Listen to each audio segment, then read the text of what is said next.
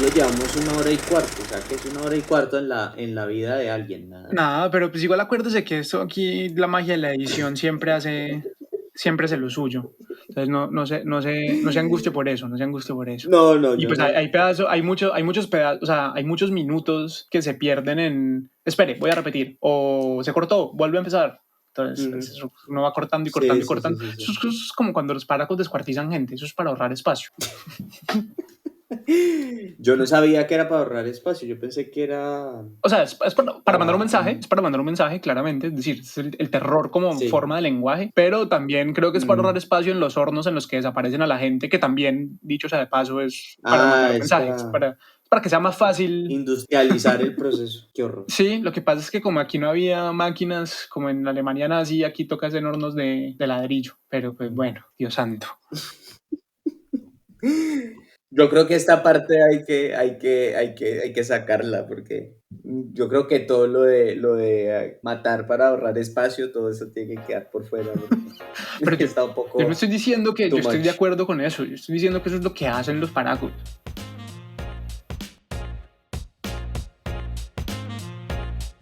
Hola y bienvenidas, bienvenidos y bienvenidas a Charlar un Rato, un podcast del proyecto Pensar un Rato en el que junto con Luis Sebastián Rosado trataremos una vez por semana de charlar sobre un tema a partir de hechos de la actualidad política nacional e internacional. Mi nombre es Miguel Hernández Franco y me pueden encontrar en Twitter y en Instagram como @migueletras. También pueden encontrar Pensar un Rato en Twitter y en Instagram como @_Pensar un Rato. Y antes de comenzar, quisiera ofrecer una disculpa a toda la comunidad de oyentes de Pensar un Rato por este largo e inexplicable silencio. La verdad es muy sencilla. Todo lo que ocurrió y todo lo que está ocurriendo en Colombia estos últimos 2 meses me desbordó por completo y tuve una pequeña crisis depresiva que me tuvo en una parálisis de la que apenas me estoy reponiendo. Entre la tristeza, la impotencia, la ansiedad, el desasosiego y todo lo demás, básicamente me enfermé y no fui capaz de seguir y eso terminó pues bloqueándome por completo y por consiguiente ralentizando el trabajo del equipo de PUR, pues, que incluye a Luise y que incluye a otras personas que tuvieron que sufrir las consecuencias de mi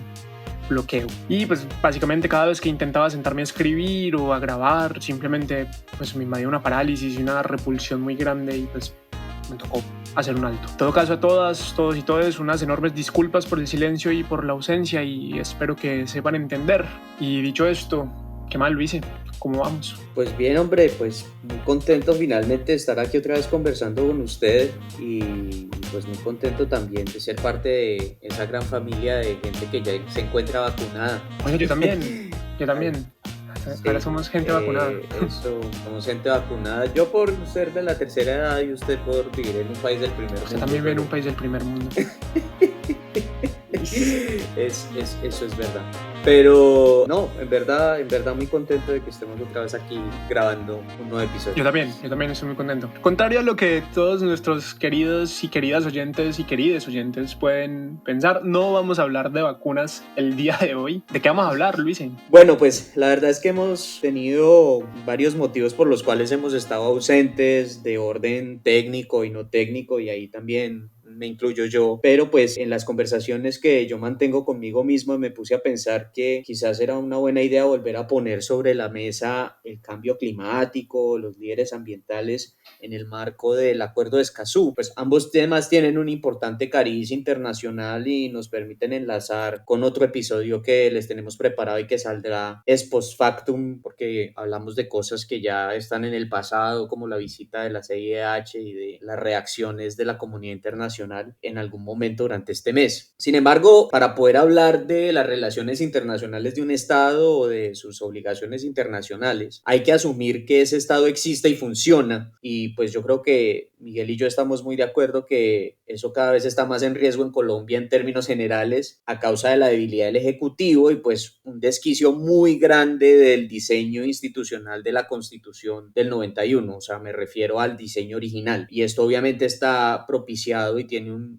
punto de quiebre muy claro en la introducción de la figura de la reelección al final del primer periodo de Álvaro Uribe. Este tema lo podemos abordar desde muchas orillas, pero para volver, digamos, al tema de hoy, porque estoy dándole demasiadas vueltas a este asunto, me gustaría que retomáramos una pregunta que apareció en el marco del paro y que en mi opinión quizá fue descartada de inmediato sin ningún tipo de reflexión. Y esa pregunta ¿es necesario, Miguel, que Colombia adopte una nueva constitución? Uy, puta, no volvimos fue a nada.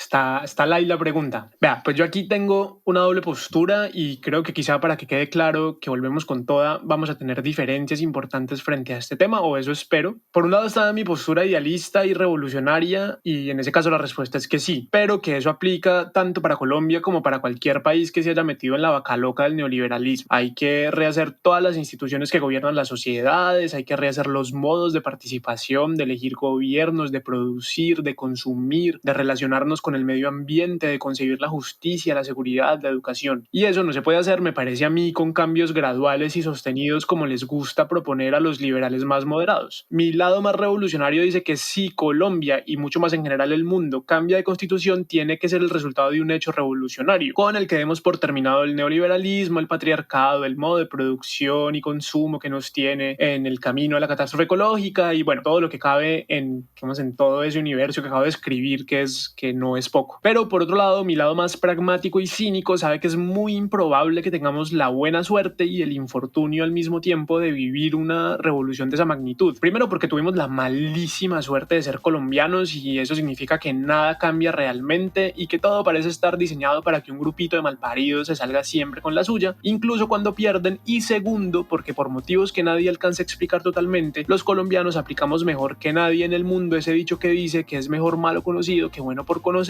que no es otra cosa que una legitimación de la cobardía y el miedo al cambio. Todo esto para decir que por esas dos razones y por otras muchas, mi lado más pragmático y cínico cree que cambiar la constitución de Colombia no solo es bastante inviable, sino que puede ser una receta fácil para que todo sea peor de lo que ya está y que en ese sentido puede ser más sensato tomar el camino fastidioso de los liberales más conservadores o de los conservadores más liberales, es decir, el cambio lento. Pequeñas reformas y ajustes que van transformando la estructura del Estado y la sociedad y que toman muchas generaciones antes de que se note. En todo caso, yo supongo que algo de esta tensión interna mía debe resonar con usted y puede darnos buen material para esta discusión. Así que antes de comenzar, y dado que usted es mucho más experto en constitucionalismos que yo, ¿qué le parece si nos da un poco de contexto?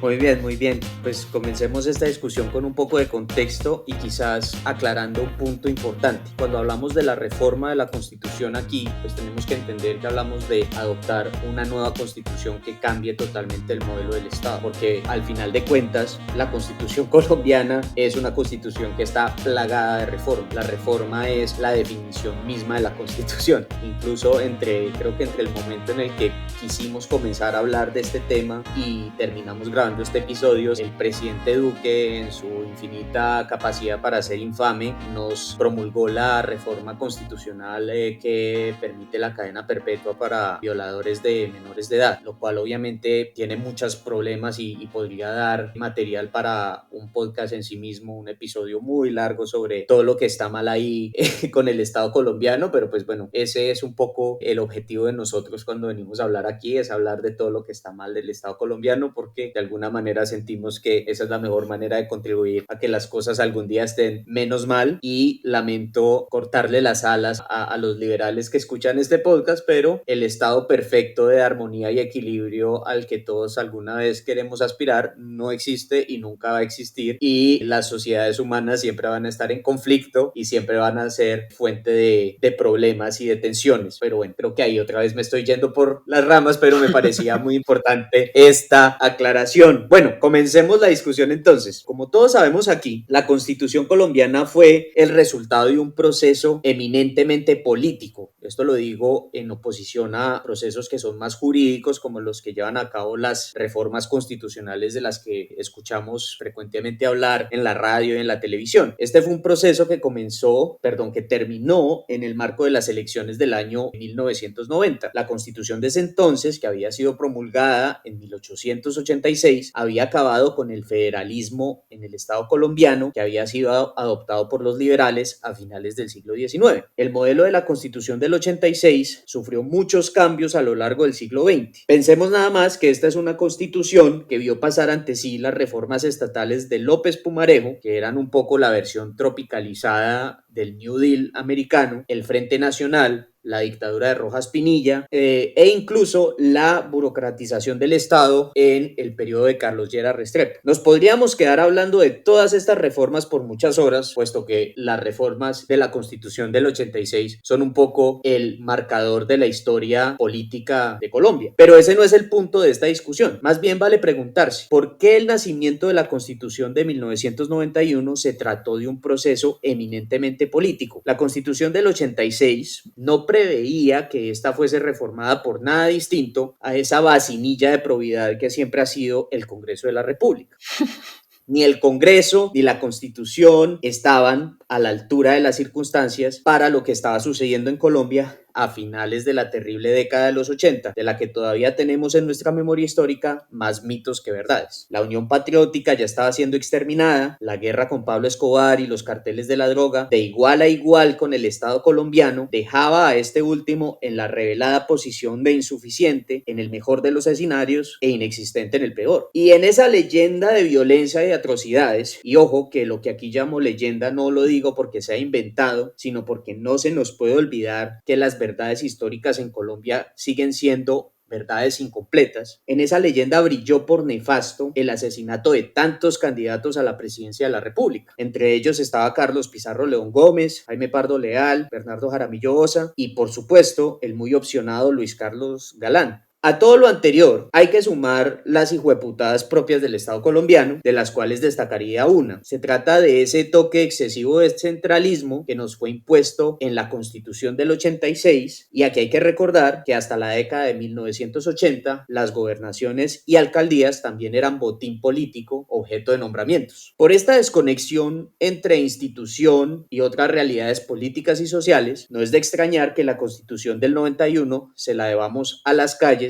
y a los movimientos sociales que tanto suelen ser criminalizados en este país. El esfuerzo colectivo terminó canalizado en lo que se conocería como el movimiento de la séptima papeleta, un voto sin valor jurídico que llevó al gobierno de Virgilio Barco a decretar un estado de sitio, y ello abrió paso durante el periodo de Gaviria a la posibilidad de convocar una asamblea constituyente, algo teóricamente imposible bajo la Constitución de 1886. Gracias a la Corte Suprema, a su sala constitucional, porque en ese momento no existía la Corte Constitucional, la movida funcionó y una asamblea constituyente vio la luz. La Constitución del 91 tiene muchas virtudes y por supuesto muchos defectos. Para eso es que tenemos esta conversación por delante. Por el momento me gustaría destacar algunos de sus elementos más característicos que quizás tienen que ver con ese mito o con esa idea de que la Constitución es sagrada y no la podemos tocar o no la podemos dejar atrás. El primero es que la Constitución del 91 consagró la supremacía constitucional y una amplia gama de derechos de todo orden. Tenemos, por supuesto, los derechos fundamentales, que son más derechos de orden de libertades individuales, seguidos por una serie de derechos económicos y sociales, dentro de los cuales destaca el derecho a la salud y derechos colectivos, pues que no tengo yo tiempo aquí de hablar. Lo segundo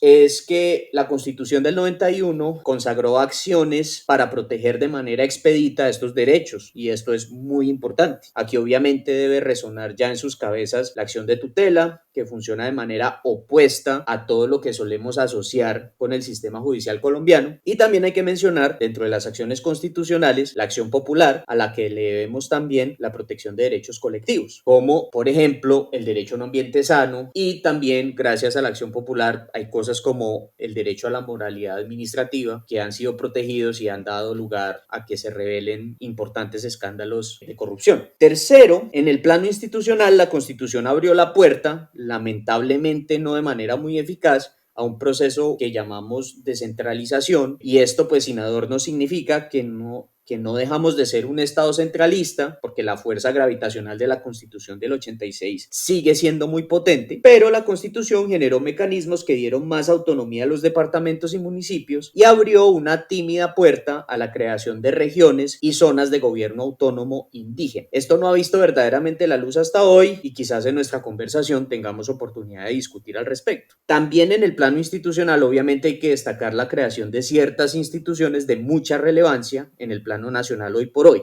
para bien y para mal. La Fiscalía General de la Nación y la Corte Constitucional, la alicaída venida abajo Defensoría del Pueblo, con este tipo que ni siquiera sabe si está en vivo o no está en vivo en sus intervenciones en la televisión, y el Consejo Superior de la Judicatura, que es el origen de todos los males de la rama judicial. De este grupo, obviamente, los avances en materia de derechos humanos que le debemos a la Corte Constitucional la ponen de lejos en el primer lugar de importancia. Es gracias a la Corte Constitucional, que no se nos olvide, que Uribe no pudo ser presidente ad vitam aeternam, pues la Corte consideró que, si ello sucediera, simplemente nos gobernaría una constitución que no sería la Constitución de 1991. Un último comentario general que tenemos que tener en cuenta aquí es que, a diferencia de las constituciones anteriores, yo creería, y esto pues quizás lo vamos a discutir con Miguel, la del 91 es una buena síntesis de las fuerzas políticas del país. Es notorio que, por ejemplo, Antonio Navarro Wolf fuera uno de los 3 presidentes de la constituyente por el recientemente creado partido del M-19.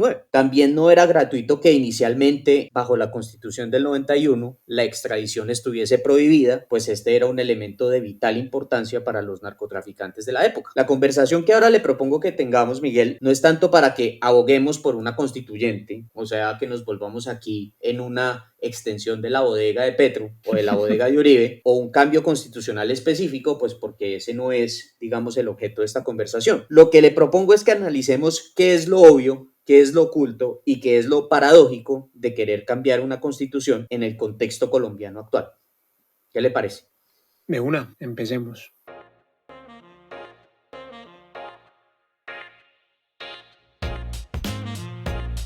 Bueno, de lo obvio yo diría que aquí hay una suerte de consenso general y es que la Constitución del 91 es, entre grandes comillas, una buena constitución y que fue el resultado de un proceso democrático sin precedentes en la historia de Colombia, que es un poco de lo que usted ya habló en el contexto. Una gran amiga mía dice algo que a mí me parece divertido y acertado, y es que la Constitución del 91 es, entre otras muchas cosas, el golazo más hijo de puta que le hayamos metido a los conservadores, que son, a mi juicio, los mayores responsables de que el hueco de desesperanza y miseria que con descaro llamamos país sea, en efecto, un hueco de desesperanza y miseria. Y con esto no quiero decir que los liberales no sean responsables, que los dioses saben que lo son, pero sí hay un grupo social y político que se ha empeñado en sumir a Colombia en el atraso moral, espiritual, cultural, político y social en el que tanto parece gustarle vivir. Son sin duda los conservadores, con todos sus matices, desde los fascistas como Laureano Gómez y Álvaro Uribe hasta los más moderados pero igualmente mezquinos. Y en todo caso, y volviendo a mi amiga, yo concuerdo con ella en que la Constitución del 91 fue un golazo muy bárbaro que se le hizo a los conservadores y también, como dice ella, del que todavía no terminan de reponerse. Al menos en el papel, la Constitución del 91 es una apuesta jurídica por una sociedad garantista, liberal, abierta, incluyente, democrática y razonablemente más justa de la que existía antes de 1991. Uno se pone a ver los fallos de la Corte Constitucional, que antes no existía, como usted ya bien dijo, y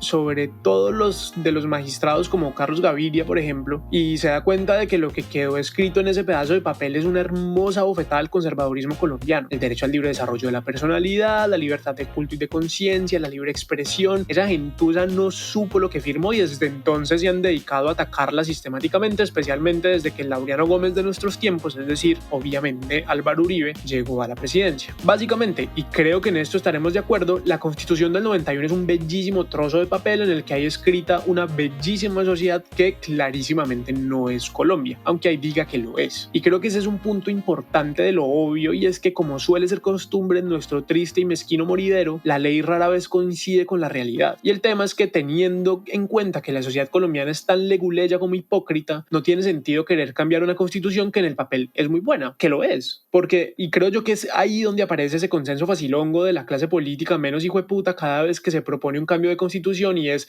la constitución no hay que cambiarla, ahí es que cumplirla. Y yo aquí admito que yo estoy razonablemente de acuerdo con ese consenso general generalizado. Sin embargo, y aquí otra vez mi lado revolucionario e idealista, con todas sus cosas buenas, la Constitución del 91 no resuelve realmente las causas estructurales del problema más grande que tiene Colombia, es decir, la guerra. Por muchos derechos que se garanticen, por mucha pluralidad que se busque, por mucho que esa Constitución hable de un Estado social de derecho descentralizado con libertad de cultos, expresión, reunión, derecho inviolable a la vida y todas las demás cosas lindas que dice, esa no es claramente la sociedad que tenemos en Colombia, entre muchas otras cosas porque no resuelve las causas estructurales de la guerra, siendo la principal la tenencia de la tierra. Y ante esto, la pregunta sería si para atender este problema habría que cambiar de constitución, y yo a veces creo que sí y otras que no.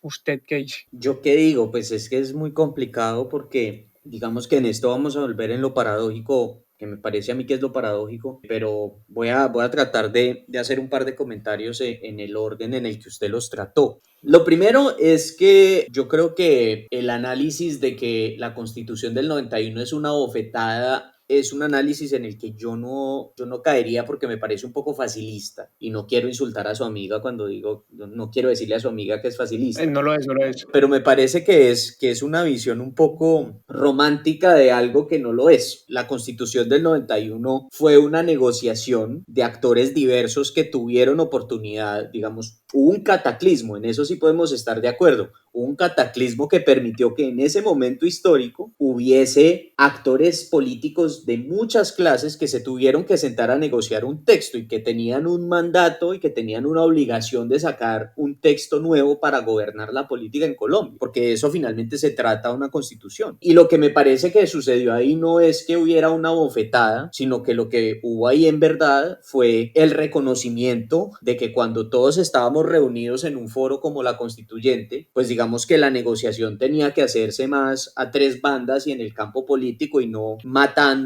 campesinos a diestra y siniestra, porque obviamente es distinto llegar a acuerdos, y hay acuerdos nefastos en la Constitución del 91. Si alguna vez alguien quiere ver lo que es la Corporación del Río Grande de la Magdalena, eso es una cosa horrible, pero digamos que esa negociación política entre actores tan diversos es lo que permite la viabilidad de un sistema político al final. Y lastimosamente eso lo terminamos perdiendo. Hoy en día me parece que la fuerza que tenían ciertos actores políticos la perdieron por cuenta de ciertos fenómenos políticos de las últimas 2 décadas. Álvaro Uribe. Y pues hoy nos encontramos, exacto, Álvaro Uribe. Y pues hoy nos encontramos en una situación en la que el Estado es como un rehén de ciertos partidos políticos, Álvaro Uribe, y donde el Estado no logra traducir esa negociación de fuerzas políticas que uno esperaría. O sea, volvimos como a una dialéctica muy simplona entre los que no tienen el poder y los que sí la tienen. Y de cierta manera, pues, o sea, yo no sé usted qué piensa, pero esto se parece mucho al Frente Nacional, pero en otra dimensión. O sea, hay algo como cíclico en la historia política que se repite, pero bueno, de eso podemos hablar más adelante. Hay algo que, no sé si quiera decir algo antes de que haga mi segundo comentario. No, yo estoy de acuerdo. La analogía con el Frente Nacional, yo no sé si es que yo estoy de acuerdo con esa analogía, pero simplemente porque yo creo que el Frente Nacional nunca se acabó. Incluso con el cambio de constitución, o sea, lo que hizo el cambio de constitución simplemente fue atomizar los partidos tradicionales. Es decir, pues si uno, por ejemplo, a mí el mejor ejemplo es Cambio Radical. Cuando Claudia López todavía era lúcida y menos militantemente hijo de puta, decía que Cambio Radical ¿cómo es? Es un partido, es un concierto para delinquir con personería jurídica. Yo me acuerdo que creo que fue el mismo Germán Vargas Lleras con el cinismo matón que lo caracteriza, que decía como es que es Cambio Radical, el color es azul y rojo. Aquí estamos los dos, es como sí, obvio, Sí. pues, marica, pues usted es el más clientelista de todos y lo mismo, pues todos los partidos que han surgido desde que se pactó la Constitución del 91 no son más que disidencias del conservadurismo, del liberalismo y pues en ese sentido, yo siento que el Frente Nacional nunca se acabó realmente. O sea, esa división milimétrica de la burocracia estatal que fue el Frente Nacional y que consiguió, entre grandísimas comillas, la pacificación de la violencia con mayúscula, pues Ojo, Sí. eso siguió, Sí, eso sigue ahí. el problema, quizás esto está relacionado con el segundo comentario que usted hizo, y es que cuando entraron nuevos actores a la política, estos nuevos actores entraron a jugar el mismo juego que ya jugaba el Partido Liberal y el Partido Conservador. Exactamente. Y la lógica de la burocracia colombiana siguió siendo la lógica del nombramiento, la lógica del botín político, que obviamente yo diría que ahí sí hay una fuerza gravitacional muy pesada de la historia política del siglo XX. O sea, de eso no nos hemos logrado deshacer porque pues esa fue como la fórmula que logró viabilizar en algún momento las fuerzas políticas, como si canalizar el mierdero en el que nos habíamos vuelto. Mm. Yo no sé con qué tanto éxito, pero bueno, con un relativo éxito al punto de que pues seguimos siendo un estado hoy en día. Pero algo que usted mencionaba y que es quizás muy diciente de la Constitución es esto de que en Colombia creemos que el derecho tiene facultades metafísicas o facultades supranaturales para cambiar la realidad. Y yo creo que el derecho sí tiene esas facultades, pero esas facultades no son sobrenaturales para nada. O sea, no es porque Duque decidió que la pandemia se acabó, que es algo que, por ejemplo, sucedió, que decidió que el COVID ya no existía en O que en Colombia. Colombia al parecer contagia menos o que mata menos, entonces que mande a todo el mundo a morir. Exacto. O que hay ciertos contagios que sí se producen y otros no, y eso el Estado está en capacidad de determinar. Hay como una relación ahí un poco infantil o un poco Duquista. no, pero inmadura. Pero es que no es solamente Duque, es toda la política colombiana. Mm. Los colombianos tienen una manera de referirse al derecho como si el derecho pudiera, o sea, como si el derecho tuviera un rol fundamental en la realidad que los colombianos viven y eso no es verdad. El derecho no tiene esa capacidad porque la sociedad colombiana se guía por otro tipo de dinámicas sociales que el Estado no logra controlar y mucho menos moldear. Y el derecho ahí se queda súper corto y pues digamos, esto tiene que ver con muchas cosas, pero para dejarlo en el comentario concreto, yo sí creo que ahí hay un poco de una falsa ilusión en que porque tenemos una constitución muy bonita, pues eso ya es suficiente. Y digamos que ese es como un poco mi escepticismo con esta idea un poco ingenua de que la constitución del 91 es intocable. Y yo aquí no estoy sugiriendo que debemos tocarla ya, pero sí hay una idea un poco ingenua de decir, pero como todo ahí es lo que necesitamos, pues entonces dejémoslo ahí, o sea, y ya volveremos a esto, pero esto viene un poco a esa idea de si el derecho, si hay un decreto que dice que mañana no va a llover, pues yo salgo a la calle porque sé que no me voy a mojar. Y ahí como un cortocircuito en la lógica de cómo funciona la política en una sociedad cuando se hacen ese tipo de razonamientos que en mi opinión son un poco simplistas. Sí, pues ese es mi comentario. O sea, yo no sé si son los colombianos, digamos, como lo que llamamos un poco burdamente la ciudadanía de a pie, Ujú. o si es simplemente como esa lógica cula y simplona de, digamos, de quienes ocupan el Estado y quienes lo cooptan, sobre todo, de decir, no, pues ya pasamos una ley, entonces ya ese problema quedó resuelto. Sí. Sí, entonces, no, pues estoy muy feliz porque es que pasamos la ley de reforma constitucional para dictar cadena perpetua a los violadores de niños. Se acabaron las violaciones de niños. Que, por amor a Dios, pero es que ¿de dónde salen tan estúpidos? O sea, yo siempre me pregunto lo mismo, francamente. Es como, ven, eso no cambia nada, no cambia ni mierda. Eso simplemente sirve para satisfacer un deseo marica de venganza de la gente que no soluciona realmente el problema de que hay gente que viola niños y que Colombia tiene unas tasas horrorosas de abuso sexual infantil que no se solucionan metiendo a la gente a la cárcel. Entre otras cosas porque no me acuerdo cuál es la cifra, pero creo que es 9 de cada 10 delitos quedan en la impunidad. Ujú. Sí. Entonces, ¿de qué puta sirve meterle que se pudran en la cárcel? Bueno, que se pudran en la cárcel, pero ¿y entonces qué es igual 9 van a seguir violando niños? Pero entonces es la idea de, no, pues ya pasamos la ley, ya, problema resuelto. Siguiente problema. Exacto. Y pues ahí entonces lo que yo le propongo, o sea, con esto yo creo que ni usted ni yo estamos desvirtuando y aquí quizás podemos cerrar lo obvio y es que no es que la Constitución sea todo lo bueno, todo lo rico, te amo, TQM por siempre, ¿sí? Que uno pueda imaginarse, o sea, en ese sentido me parece que la discusión en Colombia en este tema se queda obviamente muy corta porque lo único que hacen es compararnos con el caso chileno, que obviamente es muy distinto, que obviamente los chilenos tienen una constitución que fue promulgada en 1980, creo, si no estoy mal. En todo caso, que fue promulgada mientras Pinochet era dictador en una dictadura con nombre y apellido propio, no como las dictaduras bastardas de la República Sí, de Colombia. Y pues obviamente la fuente de una norma como la Constitución es muy importante. Obviamente la fuente de la Constitución del 91 es una fuente muy legítima incluso hoy en día. En eso pues estamos de acuerdo, pero yo creo que hay que ahondar en la discusión, por lo menos para hacernos preguntas sobre cuál es el rol que la Constitución juega en nuestras vidas. ¿Cuál es el rol que juega la Constitución? pregunta de ¿No? sociales. Entonces, como, Pregunta de parcial eso, de sociales. sí, sí, sí, sí.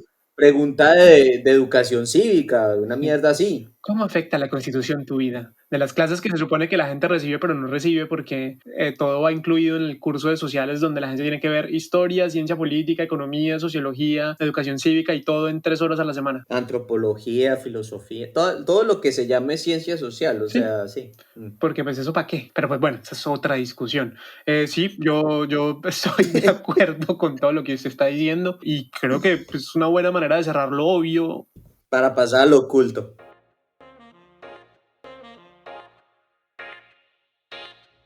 ¿Qué cree usted que es lo oculto de todo esto? Yo creo que lo oculto son los vicios de la Constitución del 91, que se quedan un poco invisibilizados porque la Constitución tiene como una muy buena, digamos que las constituciones tienen dos partes. Generalmente, ya se me olvidó cómo se le dice a la primera, pero bueno, la parte sustantiva, que es la parte de los derechos fundamentales y donde proclamamos como cuáles son los principios que orientan, como, ¿para qué hijo de puta somos un Estado? Básicamente, ¿no? Somos un Estado Para decirlo pues para decirlo elegantemente. Exacto. Y ahí me perdona la palabra Estado. Y tiene una segunda parte que es como la parte orgánica, que es no para qué hijo de puta somos un Estado, sino cómo es que ese Estado funciona. Entonces, ese Estado tiene 3 ramas del poder público, tiene una procuraduría, tiene una defensoría, el Congreso hace tal cosa, las Cortes hacen tal otra, para elegir al presidente hay que hacer esto, bla, bla, bla, bla, bla. Entonces yo creo que lo que le pasa a la Constitución del 91 es que tiene un lado A, que es el lado cool, que es el lado que todos escuchamos cuando poníamos el cassette, pero la Constitución tiene el lado B del LP, de la que a todo el mundo al parecer se le olvidó que existe y que es, yo creo, lo más problemático hoy en día de la Constitución. Todo lo que tiene que ver en relación como al funcionamiento del Estado es terriblemente patológico y disfuncional en la Constitución del 91. Y eso pues se ve invisibilizado. ¿Por qué? Pues porque el lado A es una chimba. Entonces el lado A, el derecho a la vida y que no a la desaparición forzada y que aquí no te pueden torturar y no, o sea, toda esa mierda que no tiene dientes para ponerse en funcionamiento porque la forma como el Estado colombiano funciona es catastrófica. Yo tengo algunos ejemplos que podemos discutir, pero no sé si usted quiera decir algo sobre esto antes. No, yo creo que... O sea, no, sí tengo algo que decir. Yo creo que... no sé por qué empecé la frase Esa es por una no. costumbre porque usted nació en Colombia. Entonces uno en Colombia cuando va a decir algo como no, dice sí, no, pues. Y cuando va a decir algo como sí, entonces dice no, sí. Entonces, Es verdad. Uno como que se niega a sí mismo. ¿Qué diría Carolina Sanín de esto? Que a ella que le gusta analizarle a uno los giros lingüísticos. Pero no, sí. Carolina, si algún día nos escuchas, perdónanos nuestro español machacado que no conocemos con la profundidad que tú conoces. y nuestra ignorancia en general. Sí, jamás estaremos a tu altura. En todo caso, lo que iba a decir es que eso que usted acaba de decir me parece que yo no lo había considerado, o por lo menos no de esa manera, pero me parece que ilustra perfectamente todo lo que está mal con la sociedad colombiana. Y es como todo en Colombia es una puta fachada. Entonces, el lado A de la Constitución es divino. O sea, así como, ay, hermoso, marica, es lindo, a nadie lo van a desaparecer, el derecho a la vida es inviolable, es el pueblo de Colombia, un estado social de derecho, ¿cómo es? Un estado social de derecho descentralizado descentralizado, república unitaria, una cantidad de palabras hermosas y entonces, sí, hermoso. Pero como todo es una fachada, como la democracia colombiana, como Duque. Yo creo que el mejor ejemplo de cómo en Colombia todo funciona con fachadas bonitas y interiores desastrosos es Iván Duque. Ese man, pues lo que pasa es que ya estamos, él se ha ido afeando por fortuna, él ha ido adoptando la forma de su alma, gracias a Dios, como para hacerle justicia. Entonces cada vez se ha puesto más feo el miserable. Pero, no, pero ponga el micrófono en mute para que se le escuche la risa, porque esto tiene que... Perdón. El miserable, ese miserable se ha ido volviendo feo, pero en realidad pues el man es una fachada. Es como Fajardo también, como que todo el mundo se pinta una fachada de mira, yo soy muy chévere y como que es como si eso bastara. Ya, y cuando uno dice, no, pero está haciendo preguntas, es un poco más profundo. No, pues no politice, quédese en la fachada. Y entonces, claro, decimos, no, Colombia es la democracia más antigua de América Latina y la más estable. Y claro, marica, vaya pues y mire bien, vaya mire más onda a ver qué es eso que usted llama democracia más estable de América Latina. Sí, como, ¿y a qué costo? ¿Qué ha tenido que pasar para mantener en pie la fachadita? Sí, quizás eso, digamos, eso tiene sus buenas cosas. A veces la clase política colombiana no es abiertamente descarada porque le gusta mantener esa fachada. Entonces hay cosas que medio pasan ahí, como que medio se mantienen porque pues tampoco hay que ir tan lejos porque... Pues, sí, porque si no nos pillan, o sea, se nos cae. Creo que esto lo hablamos en el episodio que no pudimos sacar de las repercusiones internacionales del paro, cuando decíamos, claro, en Colombia la clase política no se descara con lo descarada que es, precisamente porque ahí sí con toda la literalidad de la palabra, porque es que si se descara se le ve todo lo que se esfuerza y todo lo que durante años se ha esforzado en tapar. Entonces esta vaina del lado A y el lado B de la Constitución parece que ilustra perfectamente pues, sí, el asunto. Así que vayamos a sus ejemplos para que los comentemos ahí. Sí, yo tenía como muchos ejemplos, pero pues la gente tiene otras cosas que hacer en la vida distintas a escucharnos a nosotros dos hablar. Hay un par de cosas que a mí me molestan mucho de la Constitución. La que quizás me molesta más y lastimosamente pues esto habría sido posible en el 91, pero quedó a mitad de camino quizás, es el centralismo. Yo no me malinterprete, yo no soy miembro de Antioquia Federal o Cartagena Federal. Cartagena Federal es un gran podcast. Federal es un excelente podcast. Saludos a la gente de Cartagena Federal. Son muy queridos.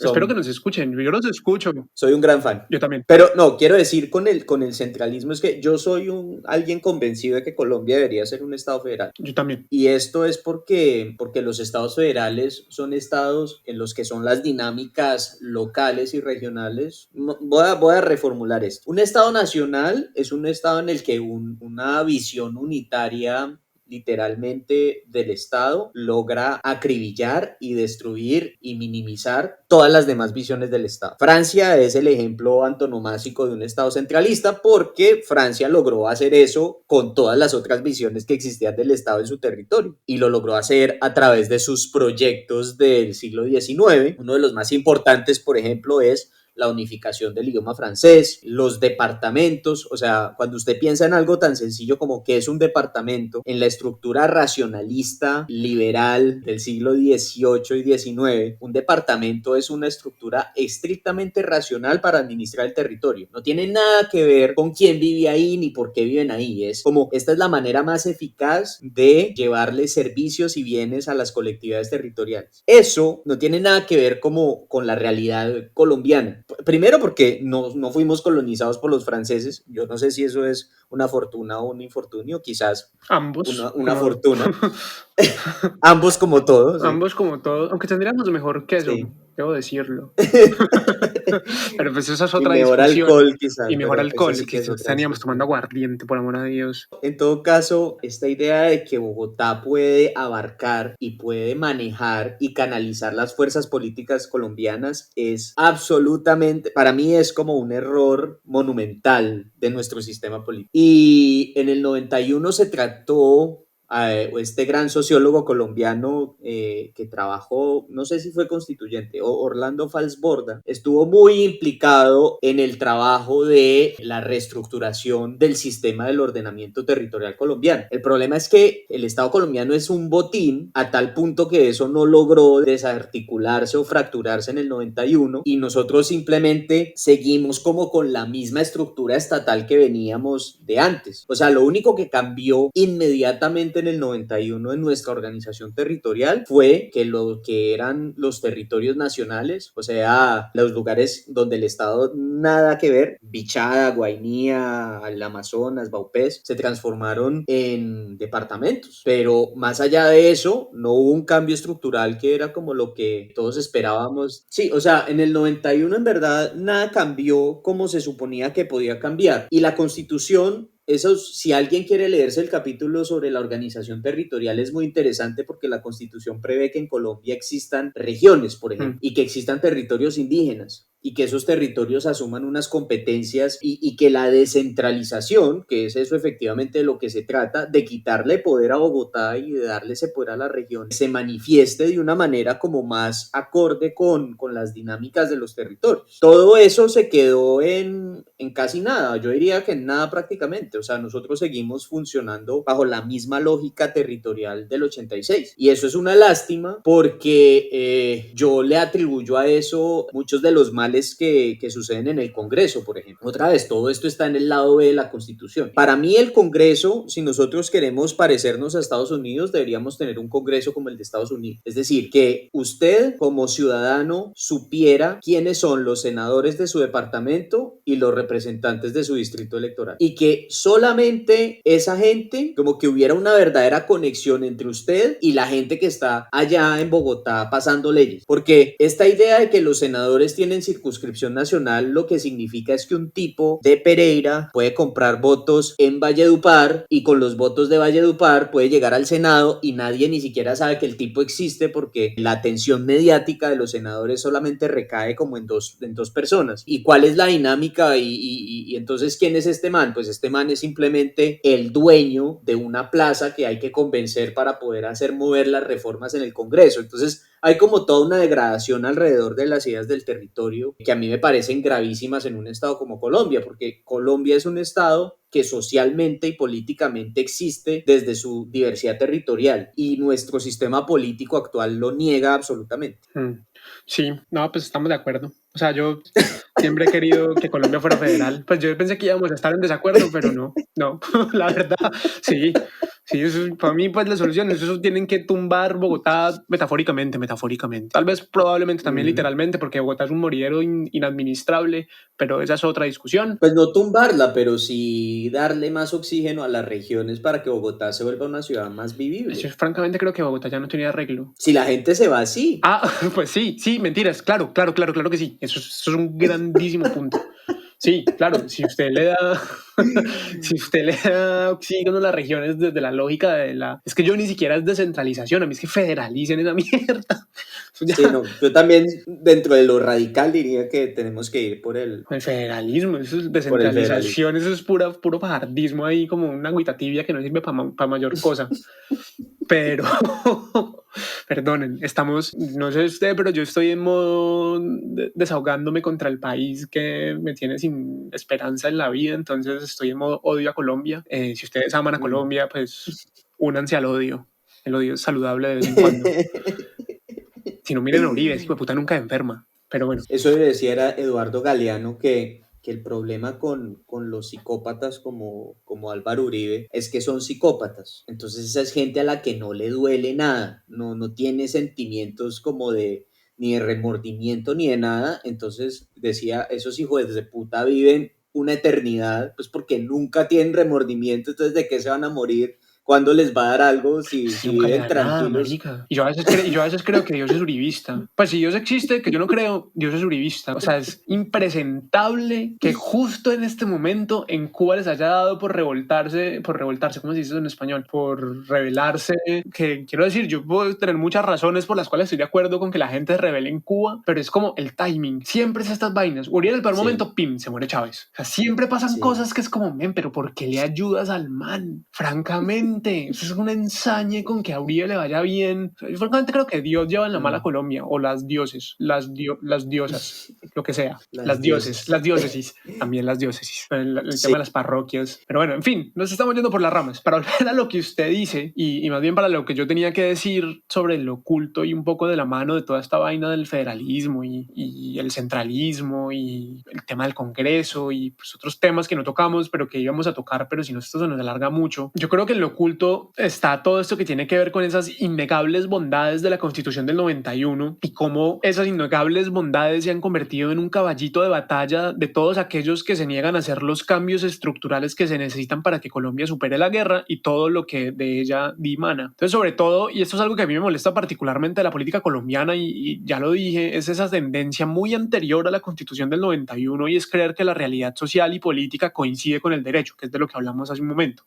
Es decir, que como que basta con tener una constitución bonita para que el país esté bien, como si no saltaran a la vista las evidencias de que el país no coincide en lo más mínimo con lo que dice la constitución esa. Y pues en ese sentido, por un lado están todos esos problemas que usted menciona, que tienen que ver claramente con un diseño institucional que no resuelve los problemas estructurales de la sociedad colombiana. Y me gustaría quedarme con dos. Uno que usted ya mencionó y otro que yo ya mencioné. Pues el suyo es el de la descentralización truncada o el hecho de que seamos mucho más centralistas que federalistas. Es decir, el hecho de que el país está totalmente desarticulado entre las instituciones pensadas en, desde y para Bogotá y el resto del país, eso que tan melodramáticamente se llama la Colombia profunda, territorio o las regiones, y que en todo caso tienen realidades totalmente distintas a lo que pasa en Bogotá. Y eso genera, por un lado, una distancia abismal entre lo que el Estado hace y puede, que no es mucho, y lo poco que puede es más bien mediocre, y lo que el resto del país espera y necesita, lo que a su vez genera la creación de esos clanes políticos regionales que cooptan lo poco que hay de Estado en dichas regiones para poder tener suficiente poder político para presionar al centro, es decir, a Bogotá,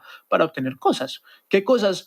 Recursos, infraestructura, capital, atención, y pues esto ni siquiera es necesariamente en beneficio de las comunidades que habitan en dichas regiones, sino simplemente para poder mantener en pie sus bastiones políticos. Al final, por cuenta de esa descentralización truncada, lo que terminó pasando fue lo que siempre había pasado en Colombia, es decir, que las élites políticas regionales tienen que organizarse en clanes, es decir, en algo así como familias de mafiosos, y en muchos casos no es en algo así, sino literalmente como familias de mafiosos, para poder competir entre ellas y contra el centro para asegurarse algún grado de poder y de representación en la mezquina política colombiana, que es un poco lo que usted dijo ahorita, básicamente. Finalmente, lo que terminó pasando por no haber tenido una descentralización bien lograda es que el proceso se llevó a cabo de un modo perverso. En la lucha de la gente por quitarle poder a Bogotá, se le quitó poder a Bogotá, pero se le quitó poder a Bogotá desde, digamos, organizaciones ilegales y al margen de la ley, como solemos decir. Y esto a la larga pues no ha hecho más que... Quizás lo que hizo como la solución fue mediocre, pues solo visibilizó algo que ya existía antes y eran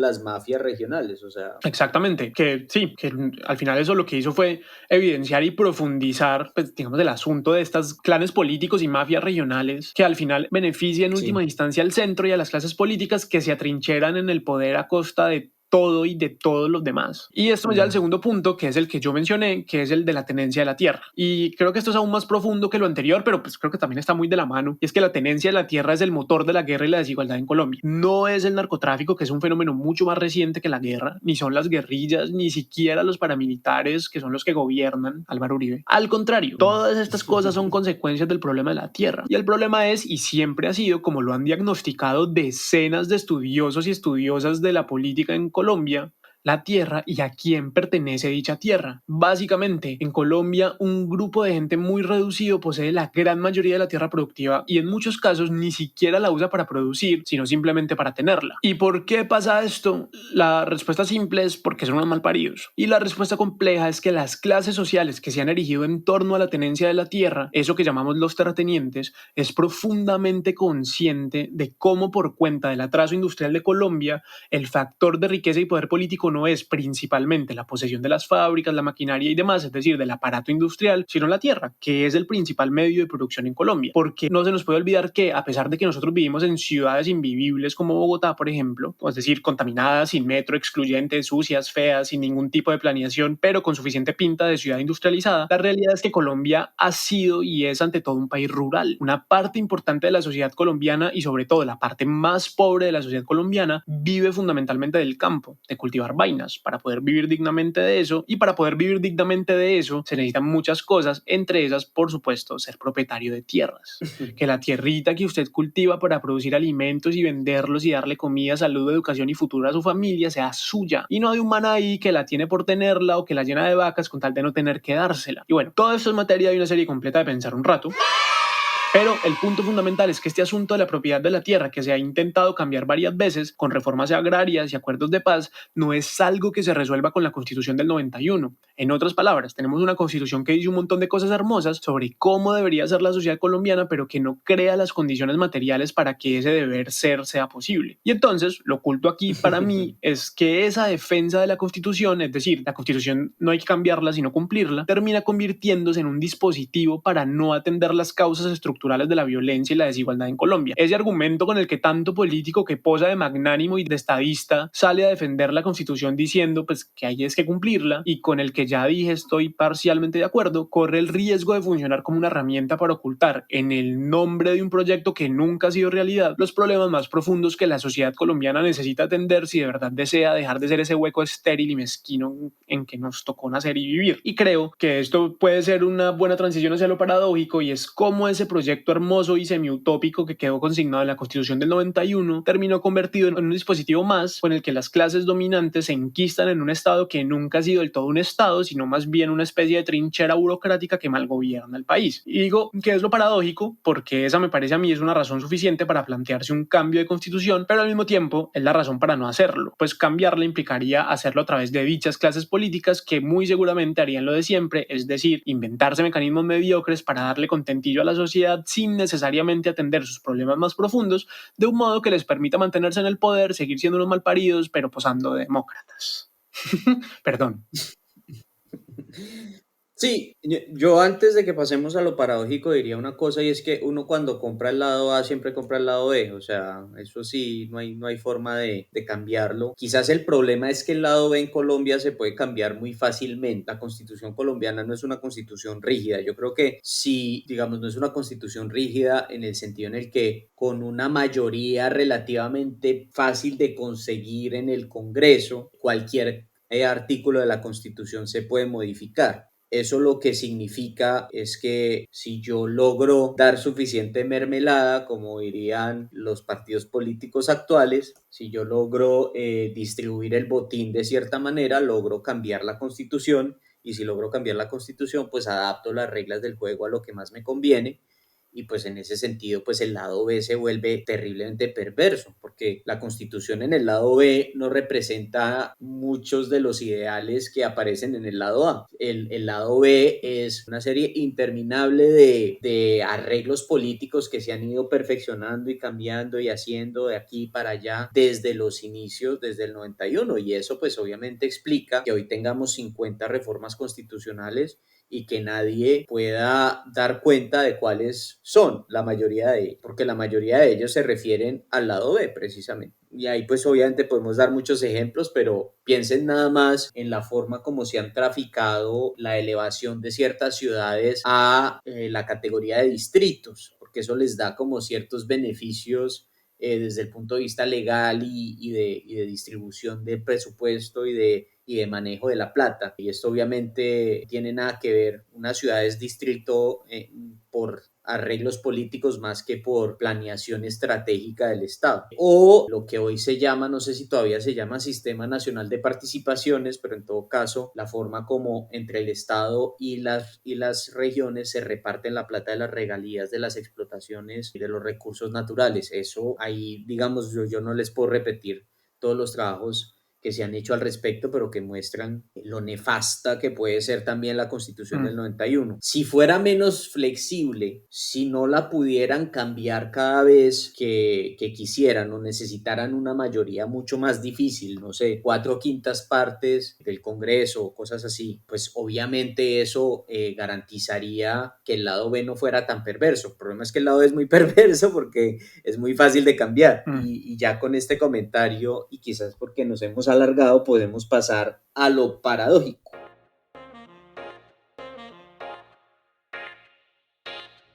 Hablemos de lo paradójico, y yo creo que tengo poco para decir en lo paradójico, porque mi comentario se queda en algo muy general que ya hemos discutido mucho.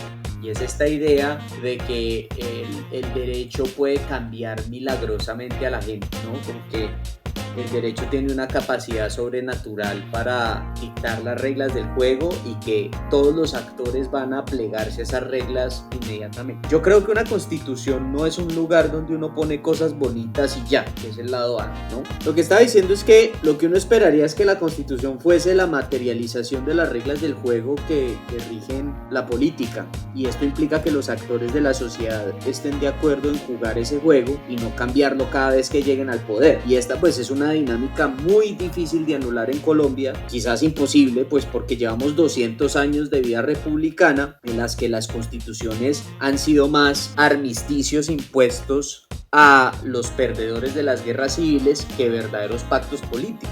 Y lo que estamos viendo hoy en Colombia es que el consenso para cumplir el acuerdo de paz o la realización del proyecto político de la Constitución del 91 pues parece no existir o parece erosionarse en puntos quizás muy críticos. O sea, la paradoja que yo veo es que hay un desgaste institucional tremendo y la Constitución hoy en día, por más que digamos que hay que cumplirla, pues parece que no es un elemento que logre regir las relaciones políticas de los actores colombianos, y ese es el principal papel de una constitución. Entonces, en la medida en que eso no suceda, lo paradójico es que podemos tener la mejor constitución del mundo en el papel, pero eso de nada nos va a servir. Y entonces ahí está el otro problema, es que no sé si hay condiciones para que esta discusión se dé en estos términos, o sea, para que si hoy decidimos cambiar la constitución, vamos a lograr algo mejor a lo que ya tenemos, que es un poco su escepticismo o sus objeciones moderadas a la idea de cambiar la constitución. Dicho de otra manera, ¿vale la pena abrir la caja de Pandora para cambiar el lado B, pero quedarnos sin el lado A? Porque, pues bueno, sí, en la caja de Pandora residen todos los males del mundo, pero también reside el espíritu de la esperanza. Yo creo que ahí está precisamente el punto. A mí me gusta mucho ese planteamiento suyo de las constituciones entendidas como armisticios entre ganadores y perdedores de las guerras civiles más que como pactos políticos, que es lo que personalmente creo que deberían ser las constituciones, pactos políticos, no armisticios. Y de cómo eso es básicamente el gran problema, digamos, en la inestabilidad política de Colombia, en la histórica inestabilidad política de Colombia. Perdón, hay que decir que esta idea de armisticios no es mía, sino ya se me olvidó el nombre del tipo que escribió una tesis doctoral en los años 80 al respecto, pero bueno, al menos queda dicho que no fui yo el que me inventé. Bueno, importante. Sería chévere mirar el nombre para después. Pero lo que iba a decir es que creo que sobre este punto de constitución o como pacto político o como armisticio es el que estamos fundamentalmente de acuerdo, aunque a lo largo de esta conversación yo lo que me he dado cuenta es que estamos mucho más de acuerdo de lo que yo creí que íbamos a estar. Y es qué sentido tiene cambiar de constitución sabiendo que lo más probable es que se siga repitiendo lo mismo. Y yo creo que esa es la gran paradoja de querer un cambio de constitución. ¿De qué sirve cambiar una constitución si las lógicas políticas van a seguir perpetuándose del mismo modo? A mí es que nunca deja de sorprenderme la desarticulación tan impresionante que existe entre lo jurídico y lo político en Colombia. Y creo que pocas cosas ilustran tanto esto como una de los rasgos que más desprecio de eso que podríamos llamar la colombianidad, es decir, la hipocresía. Me explico. En los primeros artículos de la Constitución, o sea, en el lado A, dice: el derecho a la vida es inviolable, no habrá pena de muerte. Y pues sí, Sí, o sea, no hay pena de muerte, pero simplemente porque no necesitamos que esté escrita en la ley para que exista de facto. Los colombianos vivimos creyendo que escribir leyes bonitas basta para que las cosas horribles que pasan diariamente por cuenta en buena medida de los mismos carechimbas que escriben las leyes bonitas dejen de ser cosas horribles. Entonces el derecho a la vida es inviolable, no habrá pena de muerte, pero matemos a 6.402 personas inocentes y ojalá bien pobres, vulnerables y discapacitadas y los hacemos pasar por guerrilleros porque la vida es sagrada menos la de los hijueputas guerrilleros y desaparezcamos a 120.000 y mandemos a la policía a matar gente en las calles, abandonemos regiones enteras a su suerte, exterminemos un partido político y seamos el único país del mundo en el que se cometió un genocidio político y así el horror, pero no. Aquí todos felices porque en la Constitución dice que el derecho a la vida es inviolable y que no habrá pena de muerte, así la haya habido de facto desde siempre. Y así con qué montón de artículos y promesas y proyectos hermosos de la sociedad colombiana. O sea, eso ya lo escribimos y así nos pasemos todo eso por el culo y nos robemos todo y así desaparezcamos gente y violemos mujeres y seamos unos racistas, clasistas, homofóbicos de mierda. No importa porque nosotros tenemos una ley que dice que no lo somos y ya, asunto resuelto, que es básicamente un poco como el eje, lo que ha sido el hilo conductor de esta conversación, es decir, como esa profunda desarticulación entre lo jurídico y lo político en Colombia, en ese comentario cliché que se ha hecho toda la vida de que este es un país de leguleyos. Sí, de todo se resuelve con leyes. Entonces, pues esa es la actitud despreciable de un montón de políticos, periodistas, líderes de opinión y en general de muchos colombianos bien pensantes, ecuánimes, críticos y demás. Ya eso está en la ley, ahora hay que cumplirla. Y pues nadie la cumple, pero pues eso está en la ley. Y pues los colombianos somos expertos en dorarnos la píldora y decirnos mentiras con tal de no tener que asumir el horror y la vergüenza de país que somos. Y el punto con todo esto es que puesto que esta actitud que tiene mucho que ver con la cultura política, con el modo de ser de la sociedad colombiana, con sus realidades afectivas sobre todo, no coincide con el mundo jurídico que supuestamente la rige, pues no importa cuántas constituciones hermosas escribamos, no importa que la constitución del 91 sea el sueño de cualquier liberal, porque la realidad política nunca va a coincidir con lo jurídico y pues la belleza será de iure, pero el horror será de facto. Está bien, me gusta. Sí, yo solo concluiría diciendo que quizás en vez de hacer tanta grandilocuencia alrededor de la Constitución o del derecho en Colombia, deberíamos tratar más como sociedad de ver qué es lo que hace que una ley se cumpla, que esto es una respuesta que no puede ofrecer el derecho. El derecho no ofrece respuestas sobre por qué debe cumplirse, porque, como dice algún filósofo del derecho, el derecho es una razón excluyente dentro de su sistema. Es decir, el derecho funciona para darle a uno una razón que uno no tiene que discutir dentro del mundo jurídico. Cuando uno dice porque la ley dice tal cosa, eso es una razón excluyente para actuar de esa manera. No hay lugar a otras discusiones al respecto. Pero eso obviamente está exclusivamente relegado al aspecto jurídico de la discusión. Cuando no, lo que nos dice en verdad por qué obedecemos el derecho no es el derecho, es la sociología, la política, la antropología, todas esas ciencias sociales, como veníamos hablando, que son tan despreciadas en Colombia. Y que yo sí creo que hay una discusión que tenemos pendiente todos y es qué hace que el derecho se cumpla y qué es lo que permitiría que ese paso se dé. Y esa es una respuesta que yo no tengo, yo no sé si alguien la tiene, quizás nadie la tenga, pero ese debería ser el debate quizás, más que pensar en cosas estúpidas como decir que tenemos la constitución más bonita en fin. Estaba pensando en eso, sobre todo porque este podcast tiene como una visión muy negativa y destructora de todo. En todo caso, muy bien, en fin. Yo creo que este episodio tiene que llamarse el lado B de la Constitución del 91. Bueno, señor, así se va a llamar. Bueno, pues eso fue todo por hoy en Charlar un Rato. Me encanta ese todo. Suena como si fuera poco, pero siento que hablamos de un montón de vainas densas, pero pues eso fue todo por hoy en Charlar un Rato, un podcast del proyecto Pensar un Rato. Este episodio fue producido por Luis Sebastián Rosado y por mí, Miguel Hernández Franco. Recuerden que pueden encontrar el proyecto Pensar un Rato en Twitter en la cuenta @_Pensar un Rato. También pueden visitar www.pensarunrato.com, donde encontrarán los demás podcasts del proyecto, así como textos y otros contenidos. Y en el menú Apoya Pur encontrarán el botón de Patreon, donde si así lo desean pueden ayudar financieramente a este proyecto para que siga creciendo y trayéndoles más contenido de calidad. Luis, muchas gracias, hombre, y pues bienvenido de vuelta, porque pues volvimos, ¿no? Menos mal, ya era hora. Sí, para hacer cursis y hablando de grandilocuencias puedo decir, no volvimos porque nunca nos fuimos. Es cierto, es cierto. Bueno, a todas, todos y todes, muchas gracias por escuchar y nos oímos pronto.